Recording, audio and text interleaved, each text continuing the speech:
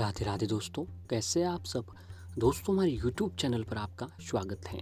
हमारे इस चैनल को सब्सक्राइब कीजिएगा और हमारे वीडियो को लाइक, शेयर और कमेंट जरूर कीजिएगा। दोस्तों, जैसा कि आप सभी लोग जानते ही होंगे कि नवरात्रि जो है वह शुरू हो चुके हैं। जी हाँ दोस्तों, शक्ति उपासना का पर्व शारदीय नवरात्रि 17 अक्टूबर शनिवार से आरंभ हो चुके हैं। आश्विन माह की प्रतिपदा तिथि से लेकर नवमी तिथि तक देवी की 9 अलग अलग स्वरूपों की पूजा आराधना की जाएगी। 9 दिन के लिए माता दुर्गा पृथ्वी पर आती हैं और अपने भक्तों की साधना से प्रसन्न होकर उन्हें आशीर्वाद प्रदान करती हैं। नवरात्रि के पहले दिन 3 दिन जो है दुर्गा देवी की ऊर्जा और शक्ति की उपासना का महत्व है। फिर नवरात्रि के चौथे, 5वें और 6ठे दिन पर सुख और समृद्धि प्रदान करने वाली देवी लक्ष्मी, 7वें दिन कला और ज्ञान की देवी सरस्वती की उपासना होती है। अष्टमी और नवमी तिथि पर कन्या पूजन कर माता की विदाई की जाती है और नवरात्रि पर देवी दुर्गा की उपासना करने और शुभ फल प्राप्त करने के लिए दोस्तों शास्त्रों में जो है ऐसे कई काम बताए गए हैं, जिन्हें करने से माता रानी की कृपा जो है भक्तों पर बनी रहती है। जी हाँ दोस्तों, नवरात्रि के दौरान माँ दुर्गा के सभी 9 रूपों की पूजा आराधना की जाती है। मान्यता है कि नवरात्रि के दिनों में माँ के दर्शन और पूजन करने से विशेष फल मिलता है। इस समय मंदिर में जाकर देवी माँ के दर्शन करने से जीवन में सफलता मिलती है, सुख समृद्धि प्राप्ति होती है। इस मौके पर कई लोग घर में कलश स्थापित करते हैं, व्रत रखते हैं, साथ ही घर में माँ के नाम की अखंड ज्योति भी जलाते हैं। नवरात्रि व्रत के दौरान कठोर अनुशासन का भी पालन करना होता है, साथ ही व्रत में संयम की भी बहुत ही जरूरी होती है। दोस्तों, जैसा कि ये नवरात्रि के 9 दिन जो होते हैं, इन दिनों को हमारे हिंदू शास्त्र में जो है त्यौहार की तरह मनाते हैं। जी हाँ दोस्तों, नवरात्रि को बड़ी हर्षोल्लास और त्यौहार की तरह मनाते हैं और नवरात्रि के 9 दिनों को जो है किस्मत चमकाने वाले दिन भी कहा जाता है। तो ऐसे ही दोस्तों, नवरात्रि के 9 दिनों पर देवी के सभी अलग अलग रूपों की पूजा आराधना की जाती है और उनके समक्ष जो है सभी को दोस्तों अलग अलग भोग और मंत्रों से जो है माता की आरती और भोग जो लगाया जाता है। इससे माता रानी की कृपा भक्तों पर बनी रहती है। तो दोस्तों, आइए जानते हैं कि इससे पहले कि नवरात्रि के समय हमें कुछ बातों का विशेष ध्यान में रखना चाहिए। धार्मिक मान्यता के अनुसार नवरात्रि के समय मांसाहारी भोजन नहीं करना चाहिए। इसके अलावा लहसुन, प्याज, मदिरा के सेवन से भी हमें बचना चाहिए। नवरात्रि का व्रत करने वाले व्यक्ति को चमड़े से बनी वस्तुओं का उपयोग नहीं करना चाहिए। इसमें बेल्ट, पर्स, बैग, चप्पल, जूते जैसी चीज़ें होती हैं। और नवरात्रि में दोस्तों व्रत में अनाज और नमक नहीं लेना चाहिए आपको, लेकिन कई जगहों पर जो है सेंधा नमक इस्तेमाल किया जाता है। माँ दुर्गा की पूजा के बाद आरती जरूर करें। आपको बता दें कि आरती इसीलिए की जाती है ताकि पूजा के दौरान कोई भी त्रुटि या कमी नहीं रह जाए, तो वह आरती से पूर्ण हो जाए। माँ दुर्गा की पूजा करने का वक्त अगरबत्ती की जगह दोस्तों आप धूप भी जलाते हैं, तो इससे सबसे अच्छा माना जाता है। और नवरात्रि में देवी माँ की पुरानी या खंडित मूर्ति का प्रयोग आपको बिल्कुल भी नहीं करना चाहिए। और जो लोग नवरात्रि में व्रत रखते हैं दोस्तों, उन्हें जो है दिन के समय में कभी भी नहीं सोना चाहिए। व्रत में माँ दुर्गा की आराधना के समय पूजा आरती एक बार में ही आपको संपन्न करनी चाहिए। इससे दोस्तों अलग अलग खंड में आपको नहीं करना चाहिए। और व्रत रखने वाले व्यक्ति को 9 दिनों में नवरात्रि के नाखून, बाल, दाढ़ी जो है नहीं कटवाने चाहिए।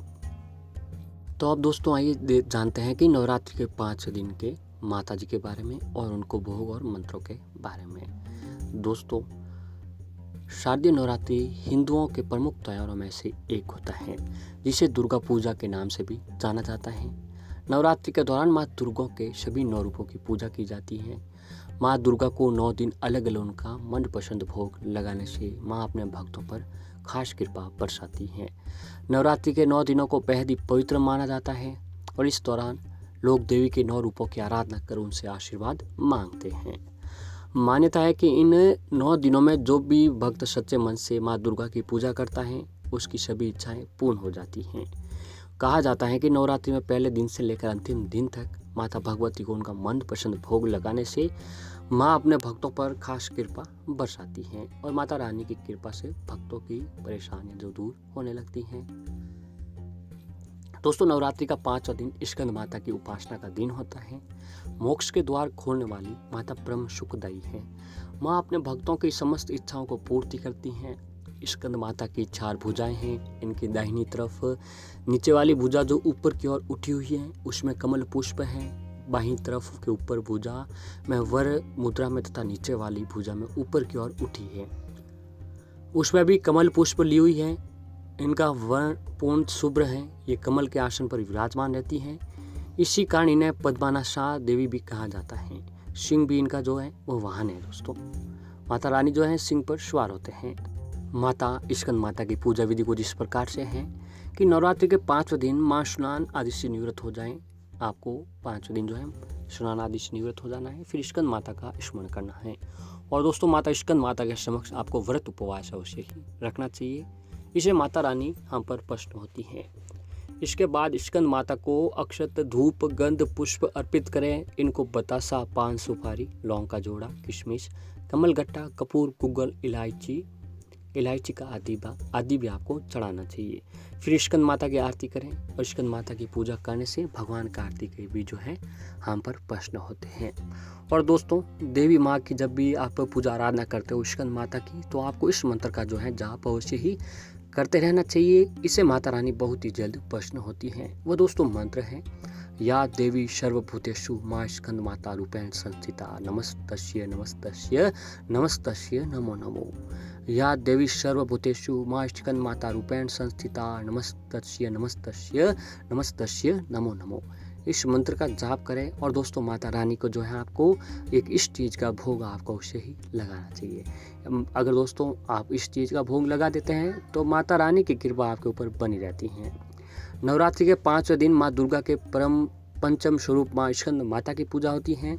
तो इस दिन जो है दोस्तों माँ भवानी को आप केले का भोग अवश्य ही लगाना चाहिए। दोस्तों केले का जो भोग है माता रानी को बहुत ही प्रसन्न होता है। ऐसा करने से बुद्धि का विकास होता है, कैरियर में ग्रोथ मिलती है और माता रानी की कृपा से आपको जो है कभी भी किसी प्रकार की परेशानियों का जो है सामना आपको नहीं करना पड़ता है। दोस्तों अब आइए थोड़ी सी जानते हैं माँ स्कंद माता की कथा के बारे में। छोटी सी कथा है कि कार्तिकेय को देवताओं का कुमार सेनापति भी कहा जाता है।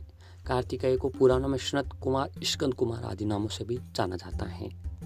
माँ अपने इस रूप में शेर पर सवार होकर अत्याचारी दानवों का संहार करती हैं।